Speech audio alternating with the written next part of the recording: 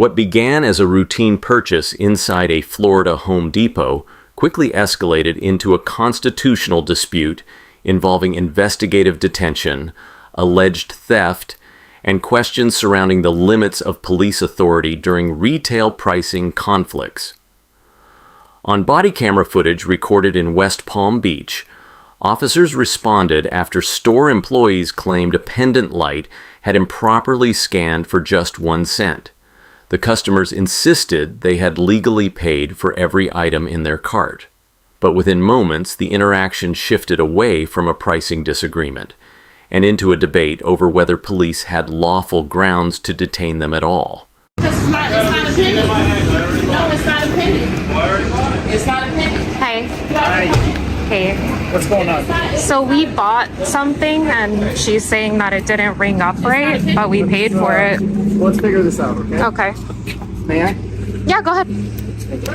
I have my card, please. Absolutely, man.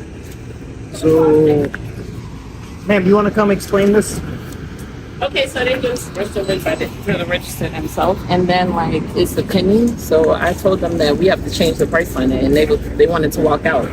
We didn't steal anything. Paid for it. And the, yeah. Her name is Chanel. We have badge number 1986. What's your name, sir? Go and do. Are we being detained right now? Because we didn't steal anything. We paid for it. Can we talk to the manager really quick? I have a receipt. I'm not gonna sit here and wait when I If pay we're for being something, detained, right? that's a different story, but we're free to leave at this point. I mean, you guys aren't. It's just. Thank you. Have a We nice day. paid for an item. You We know, got a but- receipt for it, man.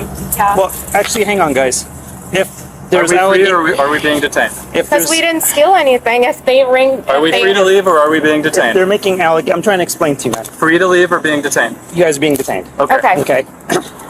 Why are we being detained, sir? So basically, there's an allegation of theft being made. No, there is not. She said we paid for something for a penny. She just told you there was nothing being stolen. Look, we paid There's for it. there's allegate. I mean, it's not our fault if they don't have it the right price. Guys, they have and it I on get the, that. I'm with you yeah, guys on they have this, it on okay? the sales floor. So there's an But- allegation of theft even though we have a But- receipt So in I'm our just hand. investigating it. Sure. And that's why you guys are not being handcuffed or anything. I'm sure there's an explanation to all of this. Let's talk it out, and then Okay. you guys will be good to go. I mean, Is we that have. fair? I mean, if we're being detained right now, We have a problem. yeah, we have a problem. Exactly. Yeah. Yeah, like I said, there's just an allegation of She didn't even say if we it's not- stole it. She, But yeah. if it's not ringing up correctly and they're saying you didn't pay the right amount for it, then I just have to investigate it. Right, okay? that's a civil matter. At this stage, the encounter begins raising important Fourth Amendment questions. Under Supreme Court precedent established in Terry versus Ohio, officers may briefly detain individuals when they possess reasonable suspicion that criminal activity may be occurring. But reasonable suspicion requires more than a vague concern or misunderstanding. Courts have generally held that officers must be able to point to specific and articulable facts suggesting a crime may have occurred. Here the situation becomes legally complicated. The customers openly remained at the scene, provided a receipt, and repeatedly argued that the item scanned for the displayed purchase price. Meanwhile, the officer explained that store employees believe the item should not have sold for 1 cent. That distinction matters. A court could potentially examine whether this was genuinely theft investigation or merely a pricing dispute between a retailer and paying customers. And under many state retail policies, stores sometimes honor mistakenly displayed prices, while in other situations they may void the transaction entirely. But not every pricing error automatically becomes criminal theft. That legal line is where this encounter begins becoming constitutionally significant. Yeah. Just give us a few minutes, okay? That's fine. I appreciate it. Yeah, really. I mean- I'm working the overtime detail here. I'm just trying to make sure. Of course, but we know what I didn't mean? steal anything. It's on the receipt. I don't doubt that, Yeah. and we'll figure this out, okay? Is your body camera rolling? Do you have a supervisor available? Yeah, my body camera's on right now. Okay. Do you mind asking for a supervisor, please? Sure, Thank you. We appreciate it. not a problem. 1986 as well. Hey, can you open up a 68 for me at the Home Depot?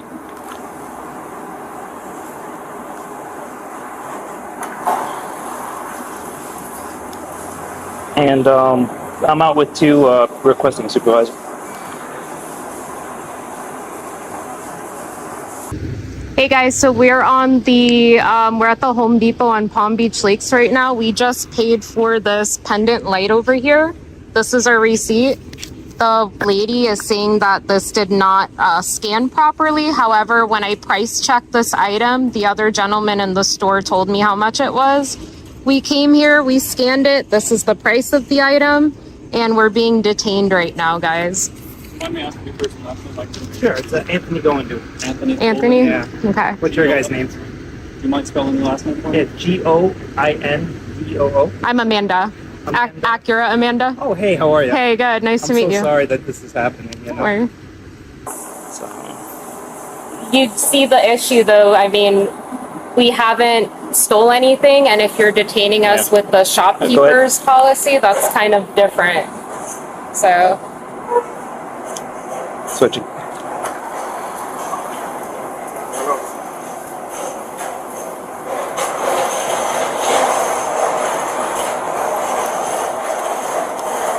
$1986 is on tech.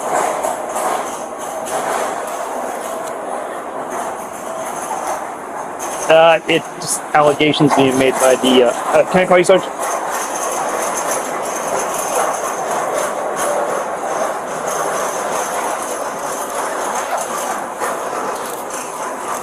Copy. I'm gonna call my sergeant. He's wanting to know what's going on. Okay. Do you mind if I go grab my my phone? whatever you like. Okay, I'll be right back. We're not gonna go nowhere. I appreciate you guys.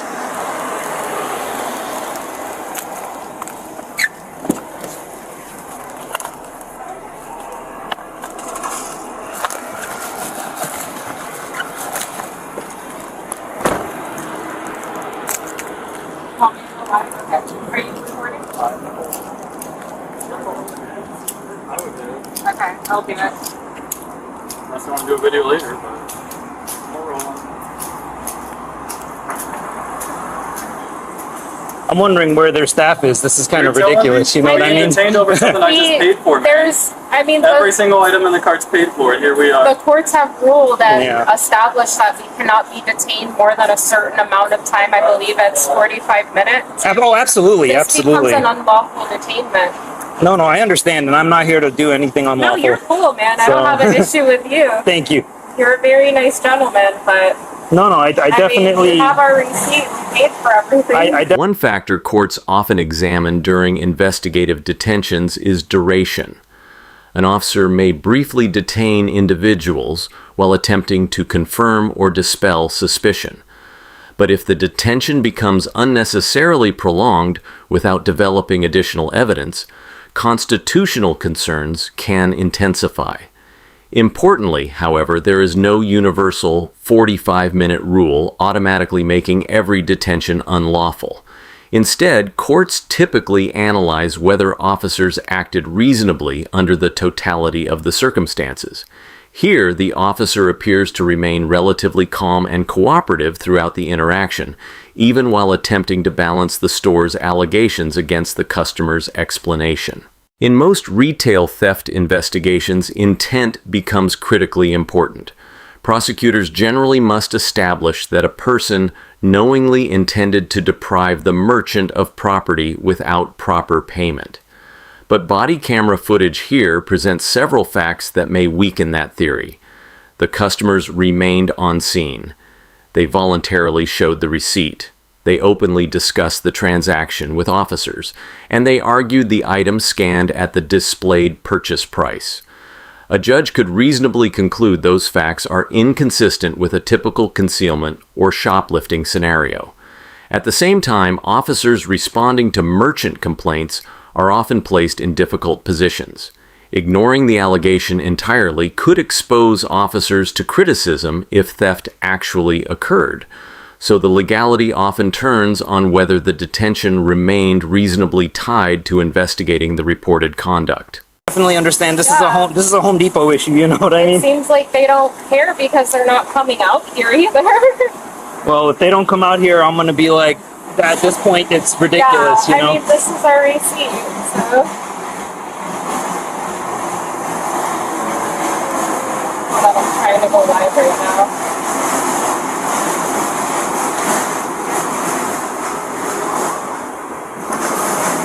insane when I'm trying to set my dishwasher. I can't go home and plug my damn dishwasher. So you can go what- look at my objects in my car. I'm just trying to setting figure my out. So they're dishwasher. saying that you guys got rung up for the wrong item, or Something was cheaper than what they Like- wanted it to be. Look at what our light ring up as. A penny.